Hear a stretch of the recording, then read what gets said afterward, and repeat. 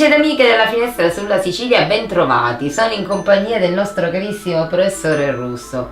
Vorrei passare una di quelle curiosità o comunque delle notizie che ci avete fatto pervenire presso i nostri canali, che è una notizia che è stata battuta di recente in merito ad una dichiarazione di un politico siciliano che vorrebbe reintrodurre o quantomeno introdurre sì, perché non credo che ci siano stati dei precedenti, la lingua nelle scuole nostre siciliane. Quindi ci chiedevano se questa cosa insomma intanto fosse possibile o cosa ne pensa in merito in qualità di linguista. Io penso che non esiste, non lo penso io, cioè non esiste la lingua siciliana, perché non c'è una lingua unitaria standard per tutti i siciliani come l'italiano per gli italiani. L'italiano si parla dalle Alpi a Lampedusa ed è sempre quello, cioè con quella grammatica, quel dizionario, quel lessico. Appunto, che mentre il siciliano non esiste la lingua siciliana, perché il siciliano non è una lingua standard. Ma quale dialetto?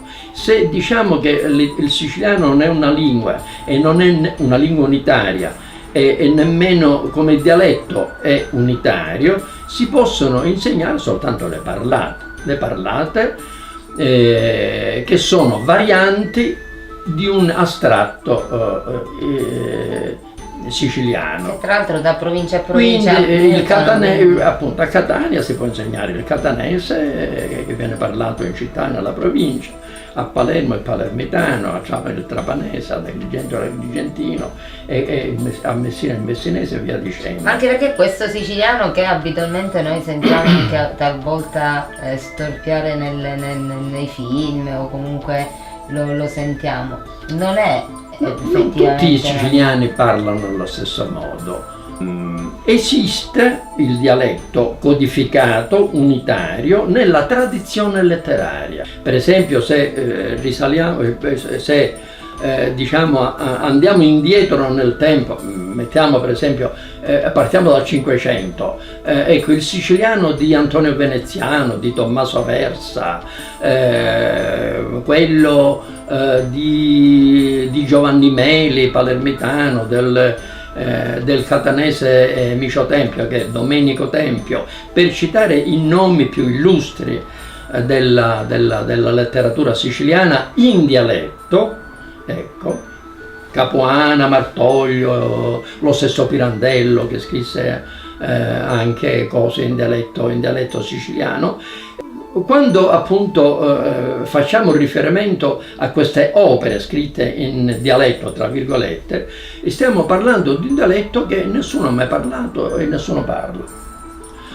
I dizionari, abbiamo dizionari meravigliosi, quello di Michele Pascolino del Settecento, quello del Mortellaro dell'Ottocento, un altro rifatto appunto sui due che è quello del Varvaro, raccolgono un lessico che così com'è nessuno adopera. Quindi si possono insegnare solo in Sicilia le parlate siciliane. Non c'è una lingua siciliana e nemmeno un dialetto.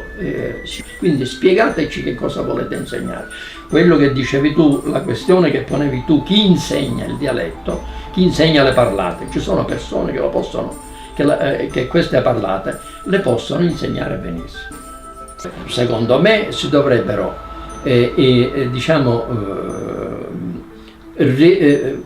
far rinascere le parlate e nello stesso tempo far conoscere quel dialetto letterario che appunto fu lo strumento linguistico di questo Dio che io ti ho citato, che sono i maggiori, diciamo.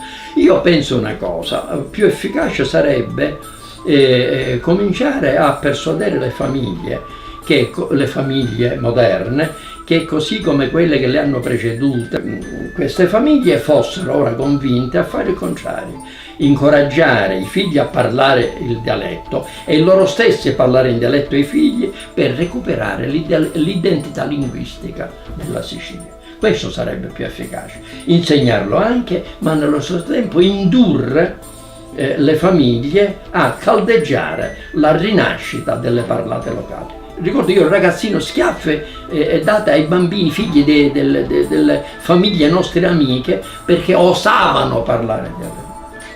Io ne so qualcosa, non schiaffi, però mio padre non sgridate. Sì, non voleva assolutamente. Si faccia il contrario. Adesso i genitori rompano le scatole ai figli e quando si intrattengono con siciliani abbiano la bontà di intrattenersi e di non vergognarsi, dobbiamo dire. E di non vergognarsi di parlare perché parlare il dialetto significa rivelare la propria anima,